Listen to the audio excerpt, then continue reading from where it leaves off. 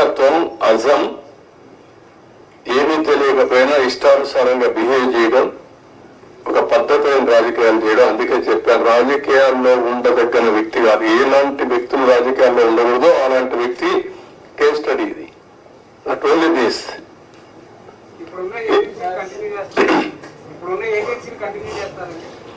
Agency కర్దేవుడు first of all ఏంటిది? ఈ 2 రోజులు మీరు ఆలోచించాల్సింది. తర్వాత ఏజెన్సీ కథ. నేను కూడా ఏజెన్సీ మార్చేస్తా ఎంత నా దగ్గర అధికారం ఉంది, ఒక నిమిషమే. కానీ అది కాదు కదా. ఎట్లా మీరు కూడా ఆ రోజు కూడా ఎవరు మీరు మాట్లాడలా, మీకు భయం, అది వేరే విషయం.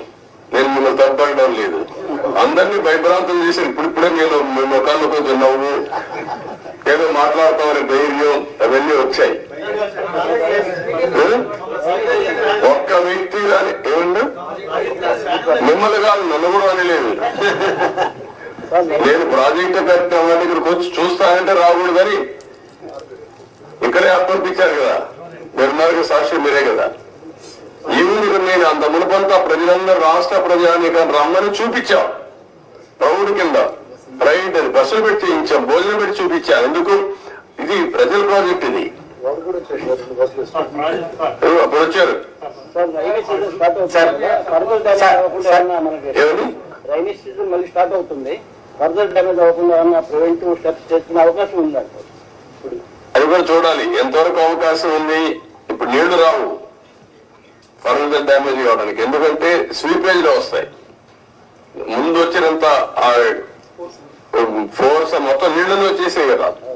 ఆ నీళ్లన్నీ వచ్చి డయాఫామ్ వాల్ మీద పడి సుడిగా ఎక్కడికక్కడ కిందన పైన సుడి తిరిగేసి మొత్తం కొట్టేసింది. Sir sir sir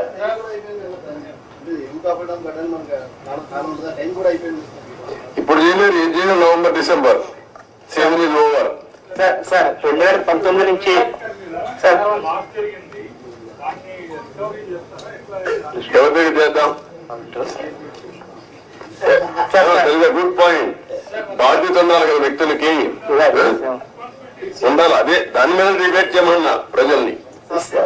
sir CM గారు, ప్రభుత్వంలో ముఖ్యమంత్రి గారు ఒక రకంగాను, ఒక మంత్రి అనిల్ గారు ఒక రకంగాను, ఇంకో మంత్రి ఏమో వేగంగాను పోలవరం దీని గురించి ఇచ్చేశారు.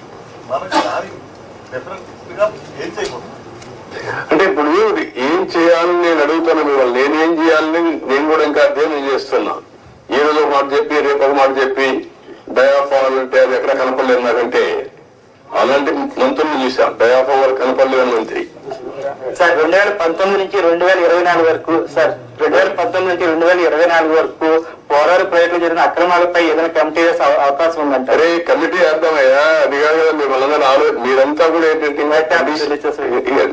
మీరు కూడా ట్రెడిషనల్ గా ఆలోచిస్తున్నారు. మీకు కన్సర్న్ కనపడాల. నాకు ఒక ఎంక్వైరీ చేసేయండి, యాక్షన్ తీసేసుకోండి, ఏం చేస్తారు మీరు? ఇంత డ్యామేజ్ జరిగింది, ఇన్ని వేల కోట్లు, ఇంత ప్రజల భవిష్యత్, ఇది ఎంత అన్యాయం జరిగింది, అది మీరు డిస్కస్ చేసే బదులు మీరు కూడా ఒక ఎంక్వైరీ వేసేయండి. ఎప్పుడు చేసేస్తారు చెప్పండి, ప్రాజెక్టు ఎంత అవుతుంది చెప్పేయండి అంటే నాకేదో పెద్ద అన్ని నాకు తెలిసినట్టు రాసికి. సార్ నిర్వాసితులకు సంబంధించి సార్ ప్రాజెక్ట్ గురించి ఒక విషయం పక్కన పెట్టినారు, నిర్వాసితుల గురించి ఏంటి సార్? అది కూడా ఇది అది అన్ని లింక్డ్ అయ్యి ప్రాజెక్ట్ కట్టకపోతే డబ్బులు ఇవ్వలేరు కదా. గవర్నమెంట్ ఆఫ్ ఇండియా కూడా ఇవ్వదు కదా. వాళ్ళకు అన్యాయం జరిగింది కదా. రోజు రోజు పెరిగిపోతుంది ఖర్చు కూడా. మళ్ళీ ఇప్పుడు వాళ్ళకి అప్పుడే కానీ ఇచ్చుంటే తక్కువ అమౌంట్ అయ్యేది. రోజు రోజు అమౌంట్ పెరిగింది, ఆర్&ఆర్ పెరుగుతా ఉంది, ల్యాండ్ ఎక్విజిషన్ పెరుగుతా ఉంది. వెరీ కాంప్లికేట్ చేసేసారంటాను ప్రాజెక్ట్ ని. Sir one question 1 minute. You seem to be having good relations with the Prime Minister.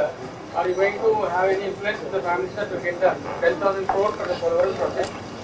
అయిపోతుంది అడిగి 10,000 కోట్లు నీకు ఇస్తాను, మీరు చేసేస్తారా? What I'm asking you, are you able to study the project?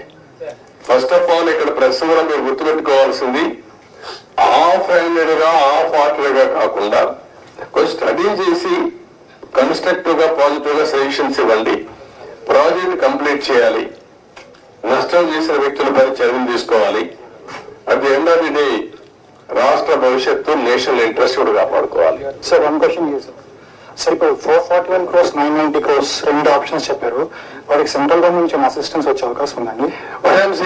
ఇంత డ్యామేజ్ వాళ్ళు ఏమి చెప్పారు, ఏం చెప్తారు ఇంతవరకు మాట్లాడలే కదా.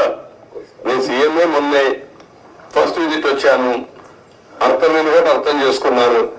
ఇప్పుడు వాళ్ళతో మాట్లాడి దీన్ని ఏ విధంగా ఫైనలైజ్ చేయాలి. అకౌంట్ మంత్రిలో మారాడు, లాస్ట్ టైం ఉన్న మంత్రి ఇప్పుడు లేడు, ఇదంతా కొత్త.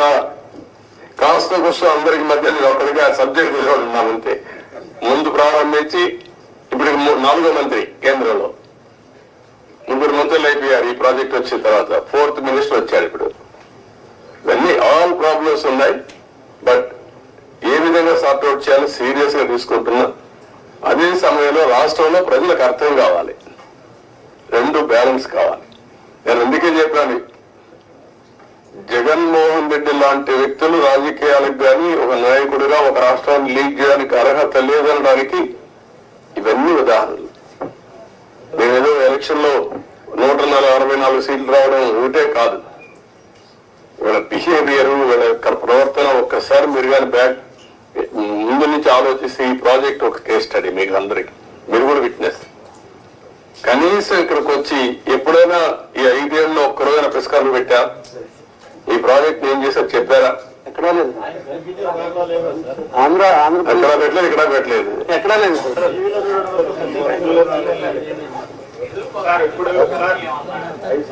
అఖిల పక్ష కాబట్టి ఏం చేస్తారు? అఖిల పక్షం వేస్తా ఏం చేస్తారు? కసో తిరిగేశారు అంతే కదా. అది కాదు కదా ఇష్యూ, ఎట్లా పరిష్కారం చేయాలి?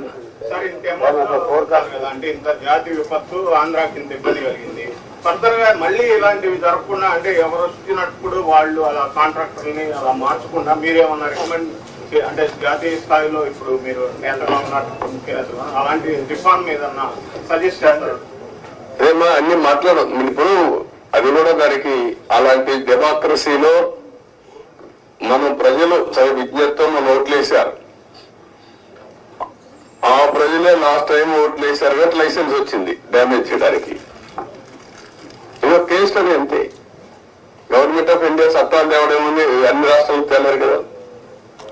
ఒక రాష్ట్ర ప్రభుత్వం, కేంద్ర ప్రభుత్వం తప్పు చేసిన పనిష్ చేయాలి. ఎవరు పనిష్ చేయాలి?